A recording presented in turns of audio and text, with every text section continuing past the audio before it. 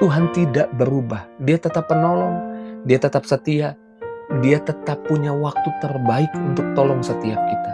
It is the time for morning with the word. Puji Tuhan, selamat pagi, bergabung lagi di Morning with the Word di YouTube channel saya, Mario Marcelo. Apa kabarnya pagi ini? Doa saya kita semua orang-orang yang sedang menerima kebaikan Tuhan, atau setidaknya kita adalah orang-orang yang mengingat kebaikan Tuhan. Mungkin ada tantangan, mungkin ada masalah, mungkin ada hal yang harus kita hadapi di hari ini, tapi Alkitab berkata di dalam Ibrani 13 ayat 8, Yesus Kristus tetap sama, baik kemarin maupun hari ini dan sampai selama-lamanya. Masalah banyak orang Kristen ketika berhadapan dengan masalah hari ini, dia lupa dulu pernah ditolong Tuhan. Dia lupa bahwa Tuhan dulu pernah buka jalan buat hidupnya. Atau dia mencari alasan bahwa situasi dulu sama hari ini beda. Kalau dulu memang mungkin lebih mudah, tapi hari ini keadaannya sulit. Dulu saya masih kuat, tapi sekarang kan saya sudah lemah, tidak sekuat dulu. Dulu situasi dan keadaan yang saya hadapi itu jauh berbeda dengan yang saya hadapi di hari ini. Tapi firman Tuhan di pagi hari ini mengajak kita, daripada kita melemahkan iman kita, biarlah kita menguatkan iman kita dengan mengingat. Daud mengajar, Daud mendeklarasikan bahwa dia mau mengingat perbuatan dan kebaikan Tuhan. Mazmur pasal yang ke-77 ayat 12 dikatakan seperti ini, Aku hendak mengingat perbuatan-perbuatan-Mu ya Tuhan. Aku hendak mengingat keajaiban-keajaiban-Mu dari zaman purbakala. Lihat jejak kesetiaan Tuhan di hari yang lalu buat hidup kita. Apa yang Tuhan perbuat di hari yang lalu bisa menjadi dasar untuk kita menaruh harapan, menaruh iman.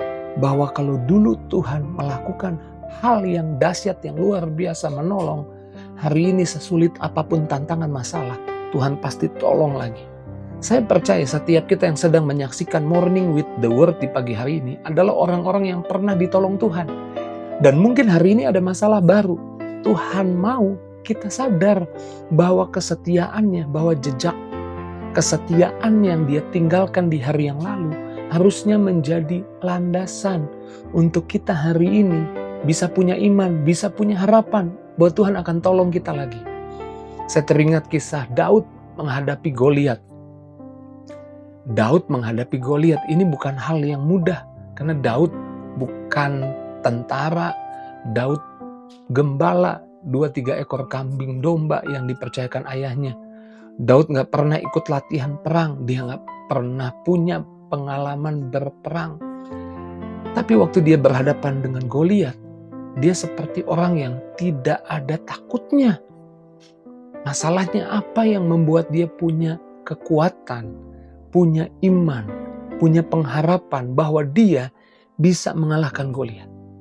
Dia mengingat bahwa Tuhan dulu pernah menolong dia ketika dia menjaga 2-3 ekor kambing dombanya. Kalau kita baca di 1 Samuel 17, Daud berkata bahwa Tuhan yang dulu pernah melepaskan aku dari cakar singa dan cakar beruang, Tuhan yang sama akan menolong aku menghadapi Goliat. Harusnya kita punya iman yang seperti itu, sehingga kita melihat bahwa Daud berani menghadapi Goliat. Dan ketika Daud menghadapi Goliat, kemenangan diberikan Tuhan kepada Daud. Kemenangan sudah Tuhan bayar di atas kayu salib buat kita. Masalahnya ketika ada masalah, ada tantangan, kita kurang keberanian menghadapinya. Kurang iman untuk menghadapinya. Kenapa? Karena kita lupa seringkali bahwa di hari yang lalu Tuhan pernah menolong kita. Dan Tuhan yang pernah menolong kita adalah Tuhan yang setia. Tuhan yang tidak pernah berubah. Alkitab berkata dalam Malaiki 3 ayat 6. Bahwasanya aku Tuhan tidak berubah. Saya suka di kalimat pertama dikatakan bahwasanya aku Tuhan tidak berubah. Keadaan bisa berubah. Orang di sekitar kita bisa berubah. ekonomi bisa berubah. Apapun yang ada di sekitar kita bisa berubah. Tapi karakter Tuhan yang adalah penolong, pembela, penyedia buat setiap kita tidak pernah berubah. Tadi kita baca di kitab Ibrani bahwa Yesus Kristus tetap sama. Tuhan tidak berubah.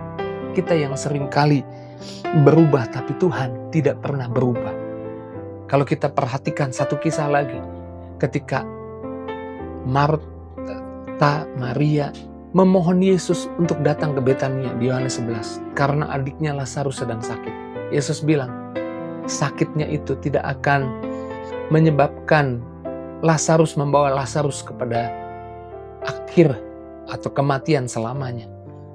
Tapi lewat sakit penyakit itu nama Tuhan dimuliakan. Tapi apa yang terjadi? Yesus tidak datang ke Betania.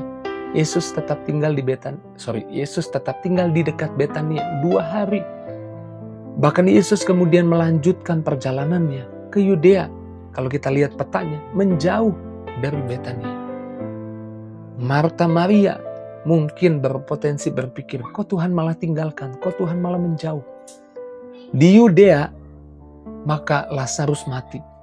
Ketika Lazarus mati di Yudea, Yesus berkata kepada murid-muridnya, ayo kita bangunin Lazarus. Karena Lazarus tidur, tapi yang dimaksud Yesus tidur, Lazarus mati. Dan Yesus datang ke Betania. Waktu Yesus datang ke Betania, sudah telat. Karena Lazarus sudah 4 hari mati. Dan mungkin buat Marta Maria, Tuhan gak menolong mereka. Tuhan udah berubah. Tuhan gak tepat waktu. Tuhan sudah berubah. Tuhan sudah tidak sama lagi. Tapi waktu Tuhan datang, kita tahu kisahnya bahwa Tuhan membangkitkan Lazarus. Mereka minta Tuhan menyembuhkan Lazarus. Tapi Tuhan jawab, Tuhan bangkitkan Lazarus. Tuhan jawab doa justru jauh lebih banyak. Tuhan tidak berubah. Dia tetap penolong, dia tetap setia, dia tetap punya waktu terbaik untuk tolong setiap kita. Di pagi hari ini saya nggak tahu masalah, tantangan apa yang sedang kau hadapi. Tapi satu hal yang saya percaya, Tuhan tidak pernah berubah dulu, sekarang, sampai selamanya. Dan biarlah kita mengingat, Tuhan yang setia dulu buat kita. Tuhan yang setia sekarang juga buat kita.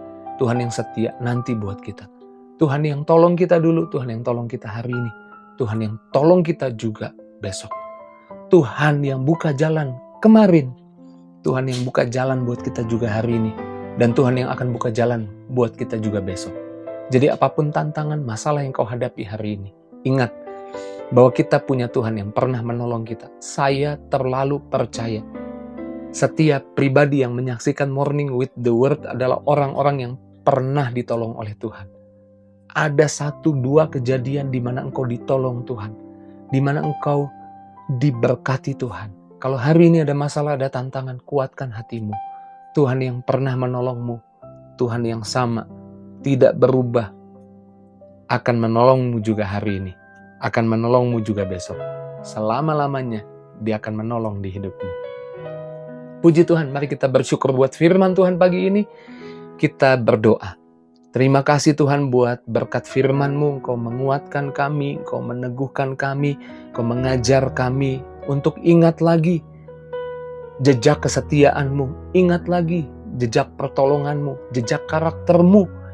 Bahwa Engkau adalah Tuhan yang tidak akan pernah berubah dulu, sekarang, sampai selama-lamanya. Tuhan yang setia, Tuhan yang menolong, Tuhan yang buka jalan, Tuhan yang memberkati. Sayangi anak-anak-Mu Tuhan satu persatu, jangan ada yang terlewat. Berkati yang sakit sembuhkan, yang lemah kuatkan, yang susah hibur. Kemana umat-Mu pergi melangkah hari ini, Tuhan Yesus sayangi. Ada berkat Tuhan. Dalam nama Yesus kami bersyukur, kami berdoa. Haleluya.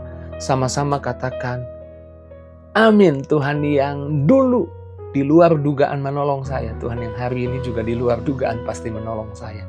Jika itu yang jadi responmu, tulis di kolom komentar, tinggalkan jejakmu di kolom komentar. Dan jangan lupa bagikan link Morning with the Word di pagi ini kepada teman, sahabat, keluargamu. Dan juga taruh di link media sosialmu, di status WhatsAppmu, biar lewat apa yang kamu bagikan, banyak orang ikut diberkati. Terus maju dalam Tuhan, Tuhan berkati setiap kita. See you!